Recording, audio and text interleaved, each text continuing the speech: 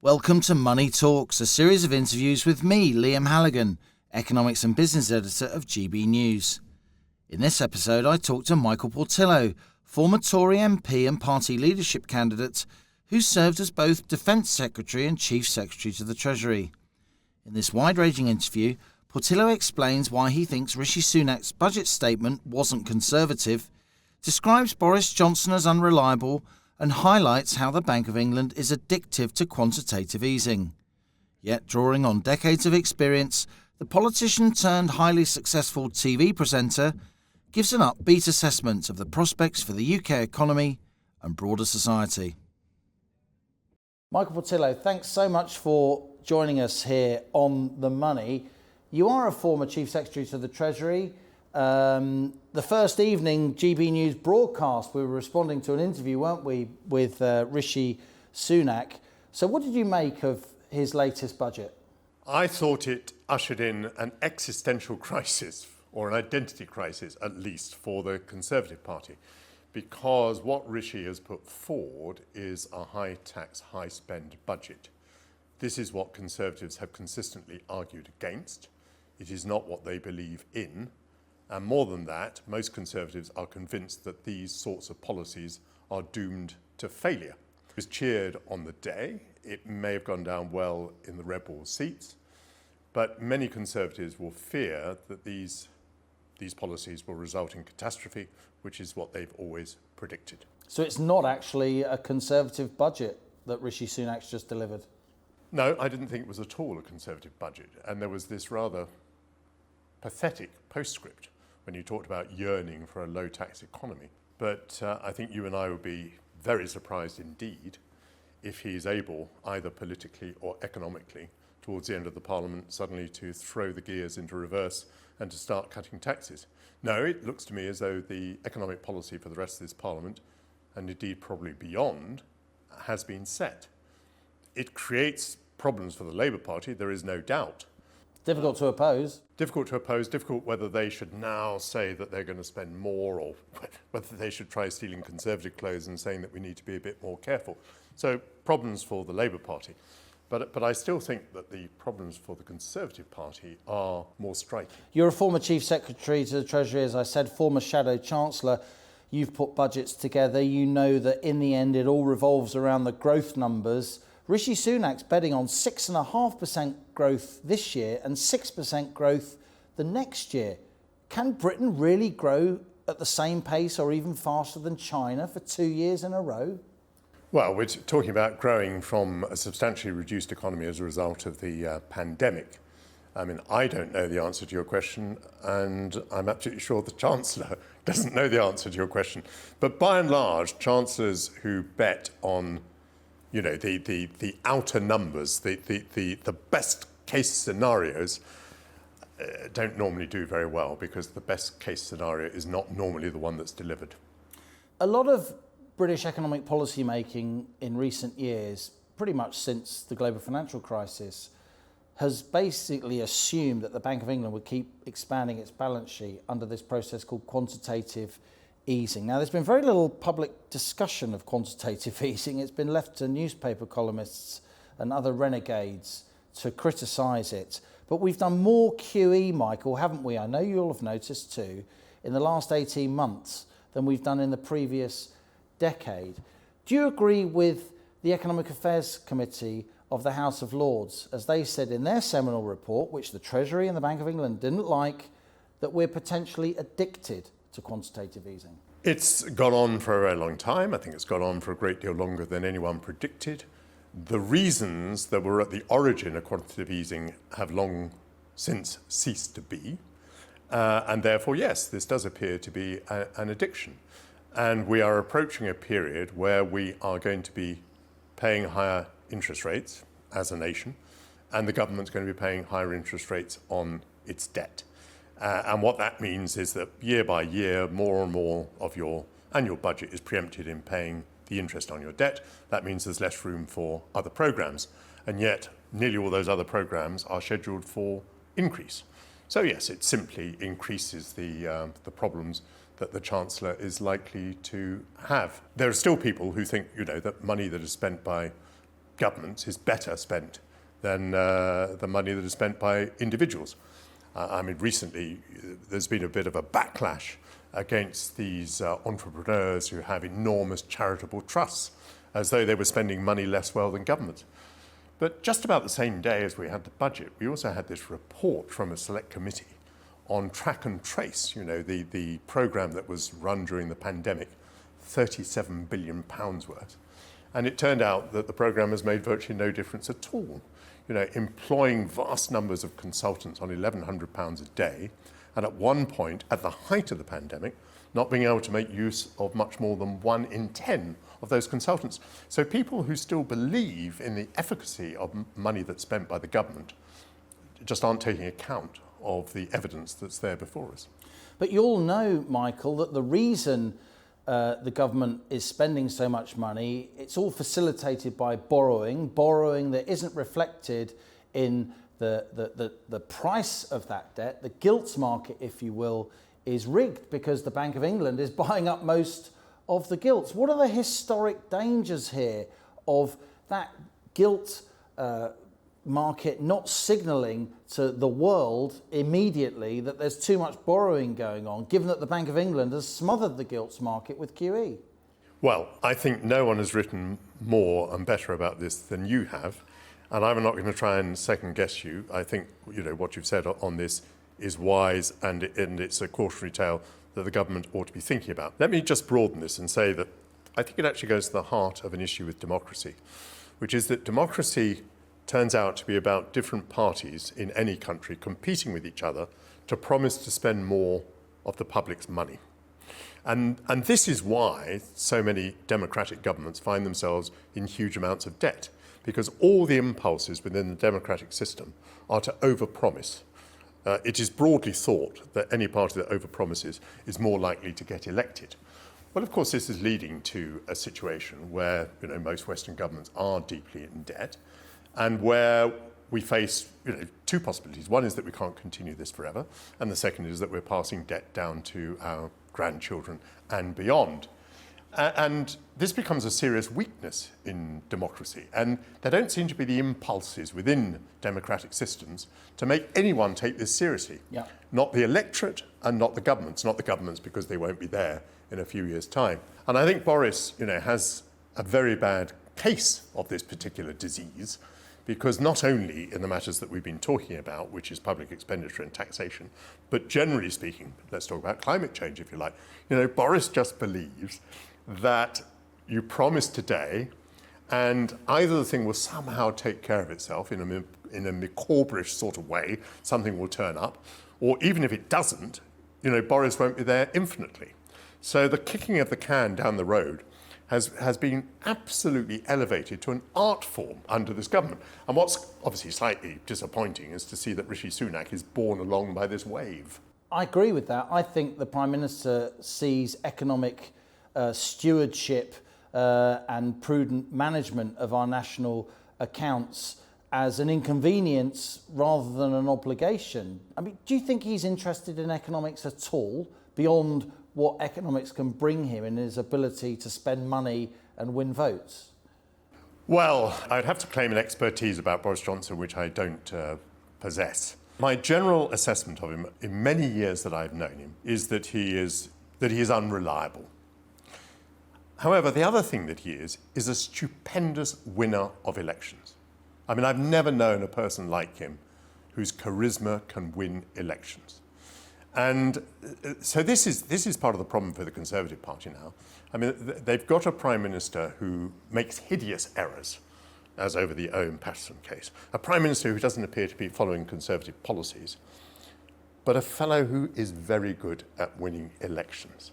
And quite honestly, if I were advising any Conservative member of Parliament now, if they said to me, look, this fellow isn't a Conservative, this fellow makes promises without any concern for tomorrow, this person makes catastrophic errors, he produces disaster out of pure air, I would say to that person, yeah, but stick with Boris because he's going to win you the election.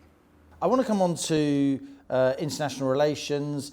We can talk about China. I want to talk about COP26. But before we do, I just want to get a little bit more personal, if I may. We both come from the same sort of unfashionable North London suburb. Your story is a story of British post-war social mobility. You went from grammar school, the son of an immigrant, to Cambridge and into national prominence. Do you think Britain is more or less socially mobile than it was when you were a lad? Oh, I would guess less socially mobile, and I would in particular pick out the absence of grammar schools. They're not completely absent, but there are fewer than they used to be. Was it Alan Milburn, who was the Labour cabinet minister, did work on social mobility and concluded that it had been reduced. But before you paint me as, a sort of working class hero, my parents did not have a lot of money, but they had something more important as far as I was concerned. They had books. I was brought up in a house surrounded by books. I was brought up in a highly intellectual atmosphere. And I think possibly the greatest deprivation that I would point to is not so much the lack of money, it's the lack of intellectual stimulus. And so, I am not an amazing case of someone who climbed the ladder. My father was a university professor. My mother had a first from Oxford. An undergraduate in 1937. She was pretty much a pioneer woman. So no, what I had was books, and that was the greatest advantage that any boy could have. What do you think we need to do to enhance that social mobility in this country, which I know is really close to your heart? We've spoken about it in the past. How can we try and make sure that there are more people from really ordinary backgrounds at our top universities, in our arts, starring in our films, taking the big jobs that lots of people notice? It's not just about gender or racial diversity, is it? It's about diversity of social, economic background and of opinion. Surely in a democracy, the most important diversity of all. Well, in education, we've never had parity of esteem between intellectual pursuits and other pursuits. My dear friend Ken Baker, who was an education secretary, has for years been arguing that we ought to have 3 or 4 different sorts of school that ought to cater to people's different abilities, and they ought to command parity of esteem. And we're nowhere near that. We abolished grammar schools because they showed up the secondary modern schools. We've introduced comprehensives, and we have done away with education that some people regarded as elitist, but we've taken away opportunities for many bright children. I suppose, broadly speaking, many teachers do not believe nearly enough in their pupils. They don't give them enough encouragement or enough hope. Teachers sometimes settle for mediocrity. But I think within many businesses, I probably only understand the media, we are very lacking in opportunities for people to come up. Now, for example, in media, we now have short-term contracts for most people, and most of the work requires you to live maybe in central London. So what kind of person can work on a short-term contract and live in central London? Someone who can rely on the bank of mum and dad. So you wonder why there's so little diversity in the media, why everyone speaks with the same accent and occupies the same sort of biosphere. And this, I'm sure, is much worse than it was 20 or 30 years ago, when organisations like the BBC had broad apprenticeships to which anybody could aspire to enter. Let's talk a little bit about the Labour front bench. You're a very astute observer of politics, I know. Who should the Conservative Party fear most on the Labour front bench? Keir Starmer or someone else? Well, someone else. I mean, who that someone is, I don't know. I don't think the person is there. I mean, broadly speaking, when we talk about parties going into decline and parties emerging from decline, Portillo's law, I think, states that every now and again a charismatic figure comes along, and that is what really matters. So I saw Margaret Thatcher come along, I saw Tony Blair come along, I saw David Cameron come along, I've seen Boris Johnson come along. So each time it wasn't actually about ideology, it wasn't about party reform, it was simply the emergence of a charismatic figure. This could happen to Labour any time. I don't think that person's on the front bench at the moment. But one day such a figure will arrive. I mean, my goodness, we waited for a David Cameron like waiting for a Messiah, if that's not too sacrilegious. Boris has been an extraordinary phenomenon. But Labour has had these figures in the past. Tony Blair is the chief example. And there's no way of predicting this, but one day the Labour Party will rise from the ashes because it will have a tremendous leader. you came along and you were and are very charismatic. Do you have regrets you didn't lead your party, you didn't lead this country? I do not have regrets. I'm probably a bit more charismatic than I used to be. Actually, you may remember that my defeat was cheered to the echo, so that's not what happens to a charismatic Because person. the left knew you were dangerous. No. Well, you're talking about when you lost Enfield Southgate in '97. Back in '97. The Portillo moment, as it was called. Yeah. Stephen Twigg standing next to you grinning, and Jeremy Brown for the Lib Dems on the other side. A great moment for me because it was the opening of my second career. But no, I was too thin-skinned to be the party leader. I had one quality, which was I liked to make decisions. And I get so impatient with people in politics who don't like to make decisions. But one quality isn't enough. I mean, Boris doesn't like to make decisions, but you know, he is an election winner. I mean, I think back now, Boris won 2 mayoral terms in London, which I now regard as a sort of huge achievement, broadly socialist city. Yeah. Huge achievement. So this man, it's incredible what he's capable of. And you just ask how. I mean, you know, a classicist from Balliol, from Eton. Terrible college. A man of the people. How does this happen? Let's talk a little bit about COP26.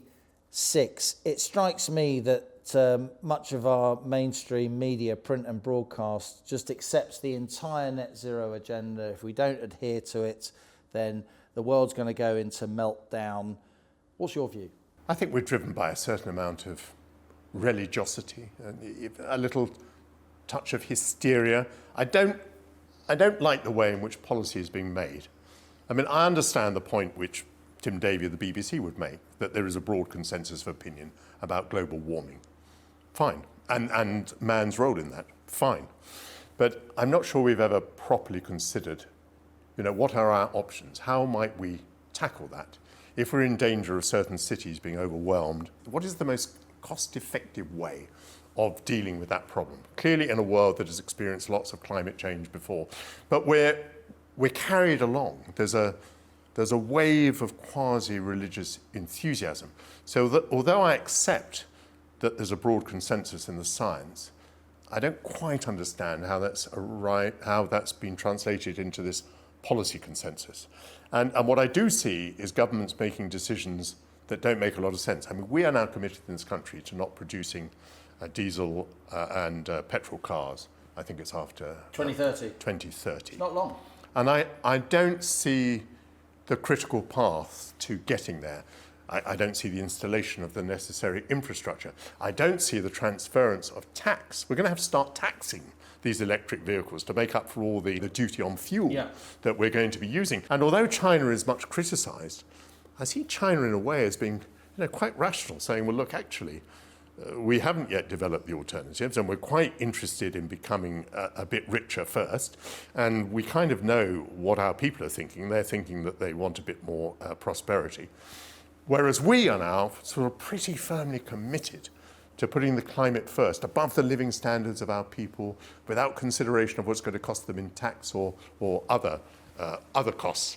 And I have a feeling that there will one day be a bit of a rowing back, you know, as we approach 2030. I think a lot of the public is going to be saying, but hang on, we don't have the money, maybe we don't even have the technical resources. It's all very well telling people they're going to replace their gas boilers in the next 10 or 15 years. We shall see whether the technical ability and whether the physical conditions exist where that can happen. You said Boris Johnson is an election winner, and of course he is, but this green stuff, it's not going down well in the red wall, is it? Those seats he has to win, the seats his majority is built on. If you're banning diesel vans by 2030, if you're insisting that households install heat pumps in Victorian-era housing, when they've got perfectly serviceable gas boilers, you know, ordinary household can't just conjure up the 10, 15, 20,000 pounds in today's money that's going to cost. Couldn't this cost the Tories the election? This untrammelled, unthinking, blind, if you like, rush for net zero without laying out, thinking about, ascribing the costs? Well, I think at some point people are going to think much more about what all this is going to cost. And the difference between a lobby group and a government is that a lobby group, a teenager from Scandinavia, for example, can say, only the planet matters. Nothing. There are no other considerations. But governments have to weigh different priorities and different considerations. That's more or less the definition of being a government. It's one of the reasons why I worry a lot about the media. I'm here talking to GBNews. But so much media now is driven by what used to be called press releases. I suppose now they're tweets. But in other words, driven by the agendas of vested interests and lobby groups. Now, the problem with these things are that they are single interest. And government isn't about single interest, it's about multiple interests. It's about balancing all these different things, making difficult decisions and compromises. And it seems at the moment that Boris has forgotten this, that he's driven entirely by the green agenda. There will be a day of reckoning. And what he needs to do actually is get a little bit ahead of that curve. He needs to be talking the right language of balance before this becomes a real problem for him, I think. We mentioned China earlier and David Cameron. During the Cameron-Osborne leadership period, of course, we were entering a golden era of relations with China. That seems to have soured, curdled to some degree. If you were still on the Tory backbenches, would you join the China Research Group? That's a group of Conservatives who are particularly concerned about the UK's relationship with China and see China as increasingly belligerent. I was very rarely on the backbenches, so it's difficult for me to answer that question. And I don't entirely know what the proposition of that group is. So let me answer the question in a different way. My privilege as a former politician. Let me answer the question I want to answer. I think what is serious about China is that it offers a serious competition to the democratic way of life. Since the fall of the Iron Curtain, at which point we thought that democracy and capitalism had triumphed, there has been another chapter written. And that is that now regimes like China, Russia, some of the regimes in the Middle East are quite seriously saying authoritarianism is a better system for most people than democracy. Why? Because it tends to be more productive of economic growth, which they would argue is what most people care about. It's more stable. It overcomes all sorts of problems. There isn't an issue about building a runway or a railway in China because you just get on with it. And so you have a better infrastructure, you have a better economy, lots of people do well. Why bother with silly things like freedom of thought, freedom of expression, freedom of writing, a free press? That's not what most people are interested in. Now, this sounds preposterous to you and me, not least because we both work in the media. But I think it's a proposition that quite a lot of people buy into. And what really worries me is that in democracies, I don't see enough evidence that people understand what they've got and that they're sufficiently interested in defending it. And, day by day, we say how corrupt and how rotten our system is. The Owen Paterson thing has given us another festival of saying how corrupt we are. We're not corrupt on a world scale. There may be individuals who are corrupt, I don't know. I've always thought that members of Parliament were broadly like the public. That is to say, some are angels, some are villains, and most of them are somewhere in between, just like the public that they represent. But apart from the virtues of individuals, democracy is such a good system. It is about accountability. It is about restraining the abuse of power. It is about not being locked up for what you think or what you believe. And I just don't see people understanding that. They can't see the wood for the trees. They're so obsessed with how rotten the system is, they can't understand how superior it is to the alternatives. And one day it may need to be defended. Do you think lockdown has complicated our relationship with democracy, Michael Portillo? I think it's led lots of people to think that the state taking an ever bigger role is the norm, and I think that is a problem. In a way, it's reversed the stuff that I was involved in all those years ago with Thatcherism, where we tried to convince people that to roll back the frontiers, to roll back the state was the virtuous thing to do, and I still believe that. So people, I think, have tended to believe that when the going gets tough, and that could be any time, the state just does more and more and more. You put the state onto a wartime economy. The problem is that I think Boris Johnson may be thinking that too. Michael Portillo, thanks for joining us. Thanks a lot for listening to Money Talks with me, Liam Halligan, Economics and Business Editor of GB News. If you've enjoyed this podcast, please do leave a rating or review on Apple Podcasts, YouTube, or wherever you're listening. Do subscribe to this podcast and also check out my daily television show, On the Money, 1 p.m. Monday to Friday on GB News or via the GB News app. GB News, Britain's news channel.